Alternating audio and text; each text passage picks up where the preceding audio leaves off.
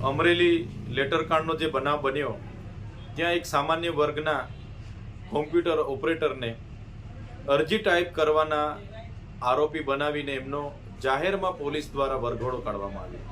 ત્યારે આ ગુજરાતની સરકાર, ગૃહમંત્રી અને એમની પોલીસના આ બુદ્ધિના પ્રદર્શનનો અમે સખત શબ્દોમાં વિરોધ કરીએ છીએ।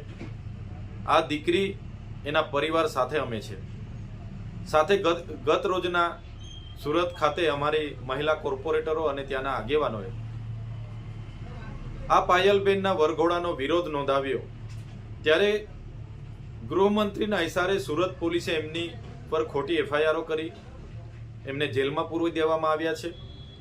ત્યારે અમે ગૃહમંત્રીને કહેવા માંગીએ છીએ, ખોટી શોબાજી કરવાના બદલે, ખોટી શેખીઓ મારવાના બદલે જે ગુજરાતમાં નકલી પીએમઓ સીએમઓ અધિકારીઓ પકડાય છે, નકલી જજ પકડાય છે, નકલી કચેરીઓ, નકલી કોલેજો, નકલી શાળાઓ પકડાય છે, એમના પર તમે ક્યારે કાર્યવાહી કરવાના છો?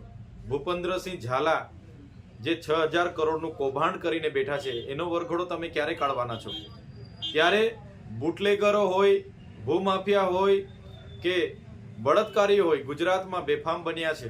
મહિલાઓ સુરક્ષિત નથી, બાળકીઓ સુરક્ષિત નથી અને આવી દીકરી જે કોમ્પ્યુટર ઓપરેટર હતી એનો વરઘોડો કાઢીને આ નમાલી સરકાર, નમાલા ગૃહમંત્રી શું સાબિત કરવા માંગે છે?